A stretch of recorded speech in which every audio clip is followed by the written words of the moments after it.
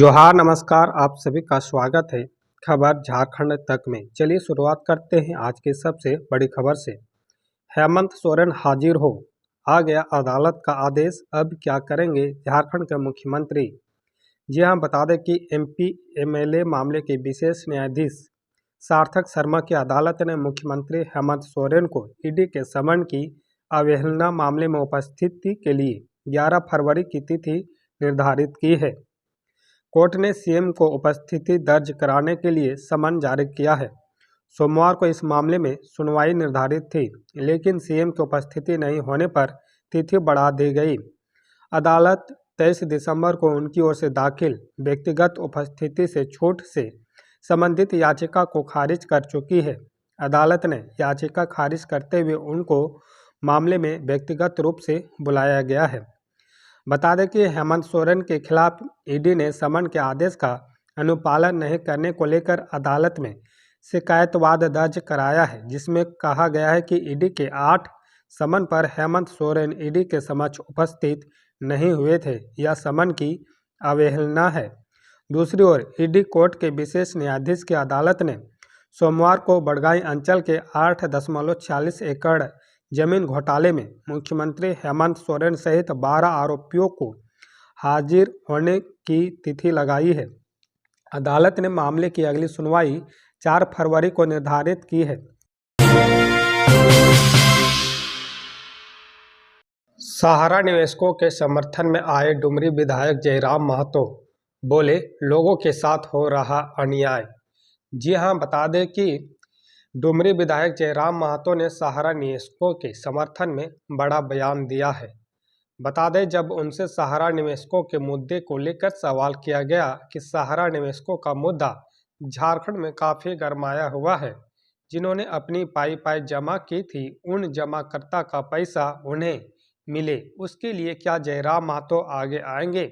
इसके जवाब में डुमरी विधायक जयराम महतो ने सहारा निवेशकों का समर्थन करते हुए कहा कि जब लोकसभा का चुनाव चल रहा था, उस समय भी हम इस मुद्दे को उठा रहे थे, लगातार इस विषय पर बात कर रहे थे। सहारा का जो मुद्दा है, उस पर हमने लगातार मुखर होकर बात की है। डुमरी विधायक ने कहा कि मेरा भी यही मानना है कि बड़ी उम्मीद के साथ लोगों ने निवेश किया कि ज़रूरत के वक्त काम आएगा, किसी के बेटे की पढ़ाई में तो किसी के बेटी की विदाई में, माता पिता की दवाई में या फिर किसी भी संकट में, तो यह पैसा काम आएगा। लेकिन कहीं ना कहीं उनके साथ अन्याय हो रहा है और हम चाहते हैं कि सरकार का इसमें रोल हो, भागीदारी हो और उनको न्याय मिले।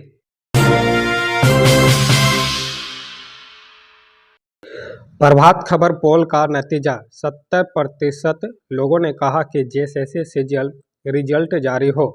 जी हां, बता दें कि झारखंड में सितंबर महीने से ही जेएसएससी से जल्द परीक्षा को लेकर विवाद जारी है।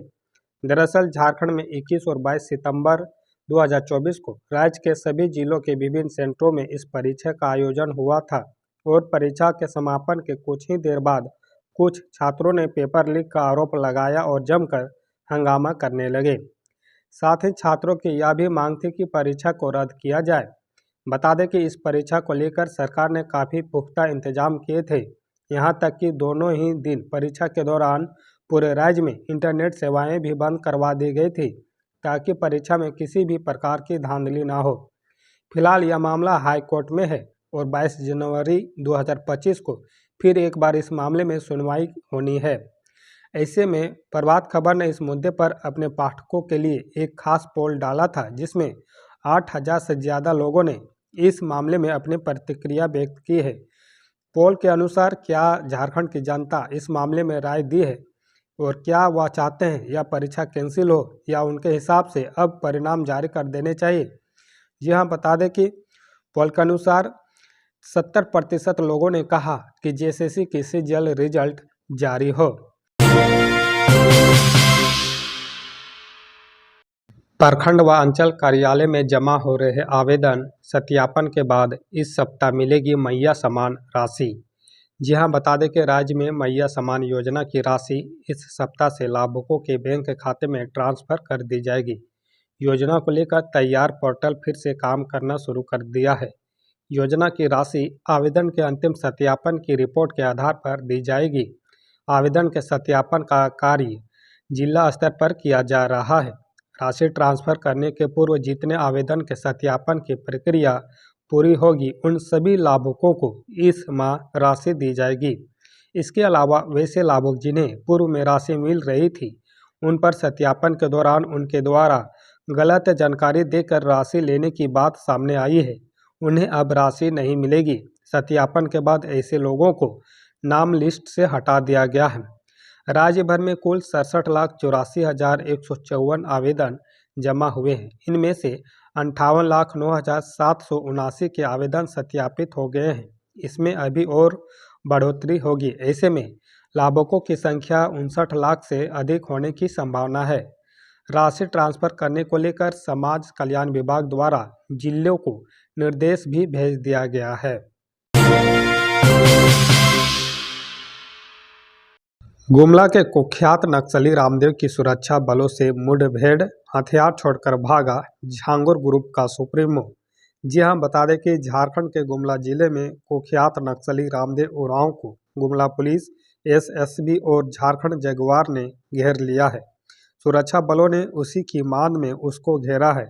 सुरक्षा बलों के जवान रामदेव के गढ़ देवराव गानी जंगल में घुसकर उसे घेर लिया है। सुरक्षा बलों से घिरने के बाद रामदेव उरांव अपने गिरोह के साथ हथियार छोड़कर भाग खड़ा हुआ।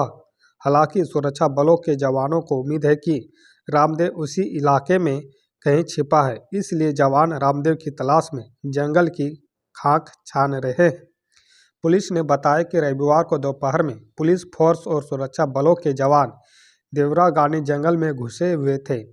रामदेव उरांव पहले से वहां छिपा था। सुरक्षा बलों के जवानों को देखते ही रामदेव ने उन पर फायरिंग शुरू कर दी। पुलिस ने भी जवाबी फायरिंग की। पुलिस को भारी पड़ता देख रामदेव उरांव वहां से भागने लगा। देवरा गानी का पूरा इलाका घने जंगलों से घिरा है। इस क्षेत्र में कई पहाड़ी गुफाएं भी हैं, इसलिए रामदेव क्षेत्र की भौगोलिक बनावट का फायदा उठाकर इलाके में कहीं छिप गया है। पुलिस अलग अलग इलाके में रामदेव की तलाश में जुटी है। दिन में बढ़ने लगा तापमान, रात में कनकनी बरकरार। जी हां, बता दें कि पिछले कुछ दिनों से झारखंड के लोगों को ठंड से थोड़ी राहत मिली हुई है। खिली धूप में गर्मी है, हालांकि सुबह और शाम में हवा के कारण तापमान में कमी आ रही है। मौसम केंद्र के अनुसार रविवार को सबसे गर्म चाईबासा रहा। वहां का अधिकतम तापमान 31 डिग्री सेल्सियस पहुंच गया, जबकि सबसे अधिक ठंड खुट्टी में रहा। वहां का न्यूनतम तापमान 6 डिग्री सेल्सियस के आसपास रहा। राजधानी रांची का न्यूनतम तापमान 10 डिग्री सेल्सियस से ऊपर रहा। मौसम केंद्र का पूर्वानुमान है कि अभी अगले कुछ दिनों तक न्यूनतम तापमान चढ़ सकता है। रांची का न्यूनतम तापमान 14 डिग्री सेल्सियस से 15 डिग्री सेल्सियस तक हो सकता है, जबकि अधिकतम तापमान 28 डिग्री सेल्सियस तक हो सकता है। अभी बारिश के आसार नहीं है। मौसम केंद्र ने पूर्वानुमान किया है कि 24 जनवरी तक पलामू परमंडल वाले हिस्से में बादल छाया रह सकता है। शेष हिस्सों में मौसम साफ रहेगा। बादल छाने से न्यूनतम तापमान भी चढ़ सकता है। 24 जनवरी तक राज्य के अलग अलग हिस्सों में कोहरा और धुंध छा सकता है। अगले कुछ दिनों तक राज्य के उत्तरी हिस्से में बादल छाया रह सकता है। झारखंड में इन 5 जगहों पर बनेगा ग्लास ब्रिज, मंत्री ने दी पूरी जानकारी। जी हां, बता दें कि झारखंड के पर्यटन मंत्री सुदीप कुमार सोनू जी ने मीडिया से खास बातचीत करते हुए पर्यटन विभाग की ओर से किए जाने वाले कार्यों की जानकारी दी है। मीडिया से बात करते हुए पर्यटन मंत्री ने कहा कि झारखंड सरकार की ओर से राज्य में 5 जगहों पर ग्लास ब्रिज बनाए जाएंगे। उन्होंने साफ तौर पर कहा कि जल्द ही झारखंड सरकार राज्य में ग्लास ब्रिज बनाएगी। इसे बारे में विस्तार से बात करते हुए पर्यटन मंत्री ने कहा कि दसम फॉल्स में सस्पेंस ग्लास ब्रिज और जोन्हा में हाफ सर्कुलर ग्लास ब्रिज बनाने की योजना है। इसके अलावा तीसरी मैग्नोलिया में ग्लास ब्रिज स्काई वॉक बनाने का काम होगा। साथ ही नेत्रहाट के कोयल पॉइंट पर ग्लास टावर बनाने की योजना है। वहीं पतरातू के सेल्फी पॉइंट पर ग्लास वॉक बनाने का काम चल रहा है। इसके साथ ही पर्यटन में आदिवासी संस्कृति और आदिवासी व्यंजन प्रमुखता से दिखाई देंगे। पहला आदिवासी पर्यटन तमाड़ के अड़की से उलीहातू होते हुए और दूसरा खान पर्यटन, जहां आप खदान की खुदाई देख सकते हैं, को विकसित करने के लिए काम किया जा रहा है।